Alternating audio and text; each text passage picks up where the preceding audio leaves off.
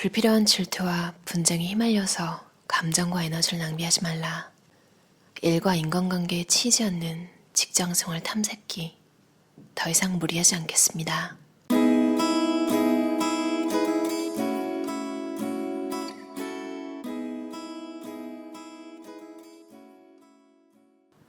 창업주가 아닌 한 결국 회사를 다니는 모두는 종업원으로서 일하는 겁니다. 신입사원부터 임원까지 동일하죠. 회사는 우리에게 급여와 사회적 신분, 커리어를 제공합니다. 우리는 노동력과 시간을 제공합니다. 오랫동안 회사를 달며 결론 내린 저와 회사의 관계입니다. 냉정히 말해서 서로 원하는 바가 분명한 계약 관계이니 서로가 서로를 이용하는 겁니다. 그러니 수단이라는 단어에 놀라셨다면 빨리 마인드를 고치시기 바랍니다. 과거의 종신고용 때에나 고용 안정과 애사심이 중요했지. 이제는 서로 이혼하기도 쉬워진 세상입니다. 저는 여러분께 이렇게 권하고 싶습니다.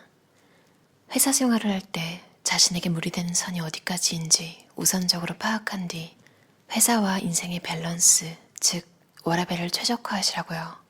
자신 원하는 방향이라면 지금 일에 올인하는 삶도 의미 있는 선택입니다. 만약 그게 아니라면 내가 어떤 삶을 살지 그려보고 창업이든 이직이든 투잡이든 투자든 무엇이든 하기 위한 시간과 에너지를 확보한 뒤 움직여야 합니다. 현재 다니는 회사는 이를 위한 안전띠가 되어줍니다. 그러니 무리하지 않는 선에서 일잘러로 인정받는 것이 자신에게 유리합니다. 평판관리를 하지 않으면 나중에 언제 어디서 부메랑이 되어 돌아올지 모릅니다. 저는 겸손함이란 인정하는 힘이라고 생각합니다. 정말로 내가 부족하다는 걸 인정하는 순간 우리의 태도는 바뀌게 됩니다. 일단 뻣뻣하던 고개가 부드러워집니다. 타인보다 내가 우월하다는 시선이 아니라 타인의 강점과 배울 점을 찾아보려는 시선으로 바뀝니다. 내가 잘 모르니 도움을 필요로 하게 되고 도움을 받아야 하니 눈치를 보게 되죠. 상대방의 감정을 더 살피게 됩니다. 많은 이들이 착각하고 있는데 이는 자존감을 깎는 행위가 아닙니다. 내가 부족한 걸 메꾸려는 움직임이니까요. 부족한 점을 인정하면서 차근히 배워나가세요. 분명 큰 도움이 될 겁니다. 자신을 증명하는 방법은 2가지가 있습니다. 간단하게는 그냥 남보다 잘하면 됩니다. 그러나 비극적이게도 대부분의 사람들은 이보다 빠른 방법을 선호합니다. 남을 깎아내리는 거죠. 실력이 없어도 성과가 없어도 쉽고 편한 방법입니다. 회사 내의 뒷담화는 대부분 이렇게 시작됩니다. 이 현상은 사실 산학의 개념보다는 본능에 가까워 보입니다. 사람은 자존감을 유지하고 싶어 합니다. 현명한 사람은 자신의 강점을 닦아가며 노력하지만 대부분의 사람은 상대방을 낮춤으로써 자존감을 유지하는 것이죠. 대부분의 사람들은 남들보다 좋은 옷을 입고 좋은 시계와 차를 자랑하고 싶어 합니다. 개인의 사생활이야 누가 뭐라고 하겠냐만 이게 회사로 오게 되면 다른 양상이 됩니다. 기본적으로 타인을 인정하는 데 인색한 우리 본성 때문에 우리는 상대방의 깎아내릴 지점을 찾게 됩니다. 업무를 못한다면 당연히 물어뜯습니다. 특이한 취향이 있다면 역시 공격 대상입니다. 저는 책상 위에 조그만 어항을 놓았다는 걸 되짚잡아 뒷담화 하는 사람도 봤습니다. 사람이 사람 싫어하는 데는 논리가 우선하지 않습니다. 그리고 이렇게 공격할 포인트로 매우 잘 활용되는 것이 바로 돈 있어 보이는 티입니다. 회사에 좋은 옷을 입고 가지 마세요. 무리하지 않는 선의 에너지와 시간만 회사에 쏟기 위해서라면 제 말이 맞습니다. 불필요한 시기와 질투에 휘말려서 귀중한 시간과 감정을 낭비할 필요는 없으니까요. 한 발짝 더 나간다면 친구들이나 친척에게도 하지 말라고 하고 싶습니다. 정도의 차이가 있을 뿐 질투는 있으니까요. 설과 추석 때 친척들 사이에서 벌어지는 자랑 배틀과 크게 다르지 않습니다. 회사에서의 자랑은 실력과 성과로 보여주면 됩니다. 불필요한 질투를 유발하는 것만큼 손해도 없습니다. 회사에서는 자신을 낮추세요. 언젠가는 그게 당신의 경쟁력이 될 것입니다. 창업주가 아닌 한 회사의 인생을 걸 필요는 없습니다. 지금이라도 한 발 떨어져서 더 중요한 것을 찾아보시면 좋겠습니다. 회사를 다니면서도 늘 다음을 준비하는 수밖에 없습니다. 이직이든 퇴직이든 창업이든 늘 준비하고 있어야 합니다. 기왕이면 자신이 좋아하고 잘하는 일이면 좋겠죠. 사람마다 다르기에 이건 왕도도 없습니다. 이 사실을 먼저 인지하고 움직이는 사람이 유리할 겁니다. 한창 올라서 난리인 부동산이나 주식보다 우리가 더 집중해야 할 주제인지 모릅니다. 부동산의 예측은 어렵지만 우리의 퇴직은 확정적이니까요. 지난 날을 돌이켜보면 집에서 안 해도 될 고민을 하며 보내는 시간이 너무 많습니다. 너무 아깝습니다. 지금 생각해보면 그때 그 고민할 시간에 더 건설적인 뭔가를 할 수 있었을 테니까요. 땀 흘리며 운동도 좋고 넷플릭스 정주행도 좋고 게임 삼매경에 빠져도 좋으니 회사 생각은 접어두시길 간곡히 권합니다. 집에서 고민 하나 안 하나 똑같습니다. 내 마음의 평안을 찾는 데 집중합니다. 마음이 편해지는 일을 많이 하세요. 정리나 청소해서 기분이 좋아지는 사람, 매일 만보를 걸으면 좋아지는 사람 등등 다들 자신만의 기분 좋은 시간이 있을 겁니다. 그런 걸 기억해두고 자신을 잘 달래는 겁니다. 저는 글을 쓸 때, 양치하고 나서 제가 가진 무언가를 정리하고 버릴 때 등등의 기분이 참 좋습니다. 술, 담배, 게임은 좀 아닌 것 같습니다. 끝났을 때 험한 일은 하면 오히려 역효과입니다. 이건 정답이 없지만 각자에게 맞는 수단이 무엇인지 잘 찾아보세요. 삶은 긴 레이스입니다. 건강한 멘탈을 유지하며 한 번뿐인 삶을 잘 살아내셨으면 합니다. 분노 조절 장애의 동료와는 가능하면 아예 엮이지 않습니다. 업무적으로 최대한 거리를 둡니다. 이러니 저러니 해도 안 엮이는 게 최선입니다. 학창시절 누가 누군가를 괴롭히는 패턴은 매우 단순합니다. 처음에는 가해자가 피해자를 툭툭 건드립니다. 가해자 본인에게는 그냥 장난이죠. 피해자의 감정 상태까지는 보이지도 않습니다. 몇 번 건드렸을 때 가만히 있으면 가해자의 머릿속에는 얘는 이런 취급을 해도 되는구나 라는 기준점이 생깁니다. 슬프게도 이는 성인이 되고 회사 생활에서도 동일하게 적용됩니다. 여기서 일을 끊는 방법은 하나, 지렁이도 꿈틀하는 것을 보여주는 수밖에 없습니다. 선생님을 통해 대화로 해결하는 게 항상 정답이라면 왜 자살하는 학생들이 속출할까요? 회사도 마찬가지입니다. 결국 싸우지 않으면 바보가 되는 게 사회입니다. 사회에서 인간관계는 친구가 아니고 이해타산에 기반한 관계일 뿐입니다. 분노 조절 장애의 동료로 인해 본인의 마음을 다치는 일이 없길 진심으로 바랍니다. 자기 행복은 자기가 얻어내야 합니다. 주변 사람의 생각 없는 말에 상처받지 마세요. 상대방이 별 의도 없이 한 말인데 받아치자니 성격 나쁜 사람이 될까 걱정되고 그렇다고 속으로 담아두자니 기분만 나쁜 경험 다들 있으시죠? 사실 이럴 때 가장 좋은 대응은 무시입니다. 상대방에 대해서 표를 내지 않고 내 안의 분노도 다스리는 형태의 무시. 어렵죠.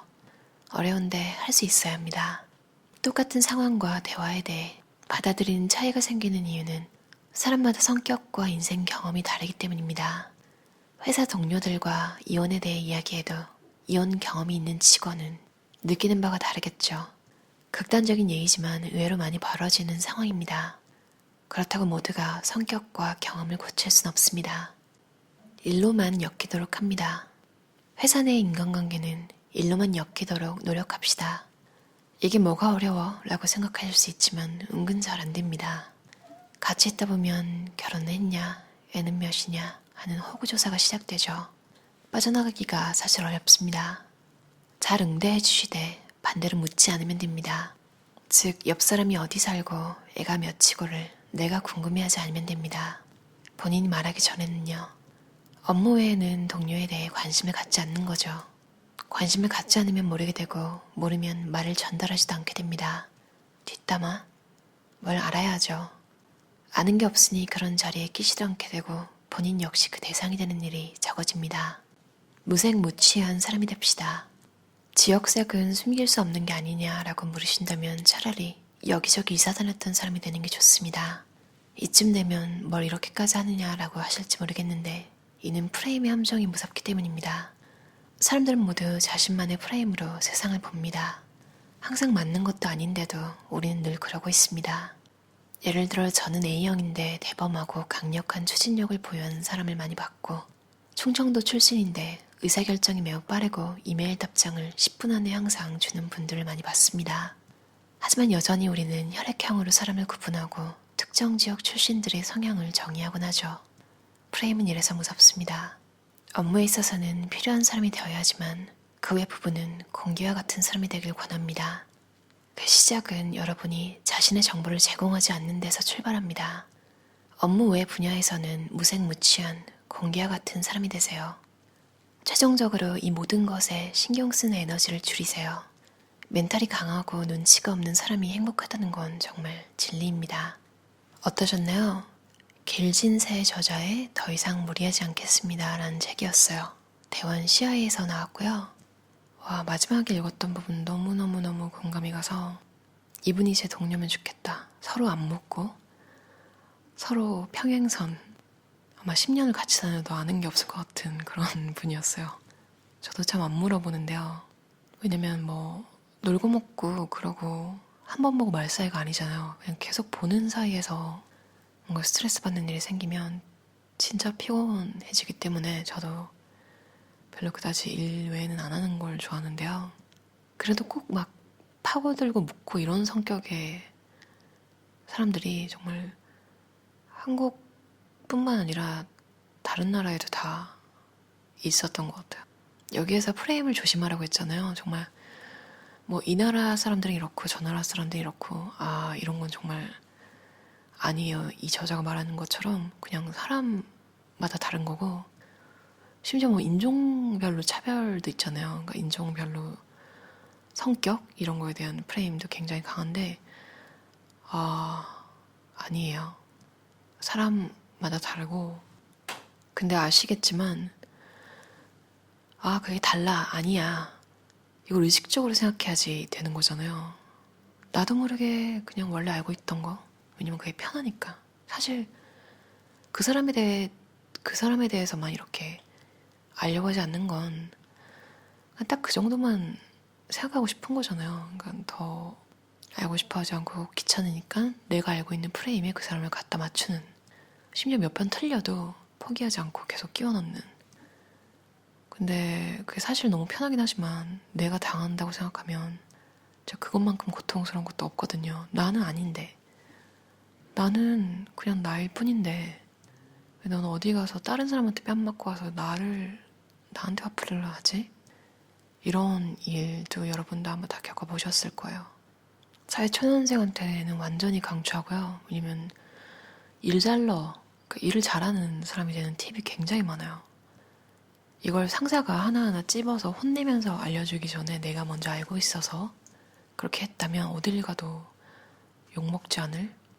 뭐 여전히 그냥 사람이 사람 싫은데 이유가 없기 때문에 욕하는 사람이 있겠지만 적어도 업무로 욕먹을 일은 많이 줄어들 것 같아요.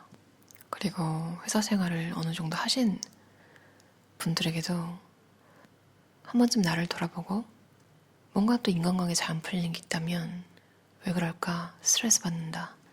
이런 생각이 들 때 한번 읽어보시면 그래야겠다. 이럴 법한 팁들이 굉장히 많아요. 그리고 내용을 읽다 보면 정말 그랬던 사람들의 얼굴이 하나하나 떠오르실 거예요. 넷플릭스 드라마의 구경이라는 이영애 씨가 나오는 드라마가 있는데 정말 재밌거든요. 이번 주 에피소드에 이제 고담이라는 전형적인 직장 내 괴롭힘을 하는 사장 캐릭터가 있는데 요즘 직장 관련 책을 보면 그 분이 생각나요. 그 극중의 역할이지만 진짜 소름 돋게 사람에게 모멸감을 주는 캐릭터거든요. 그 정도까지는 아마 만나보기 힘드시겠지만 그 조금의 모습을 가진 그 정도의 악인들은 도처에 깔려있는 것 같아요.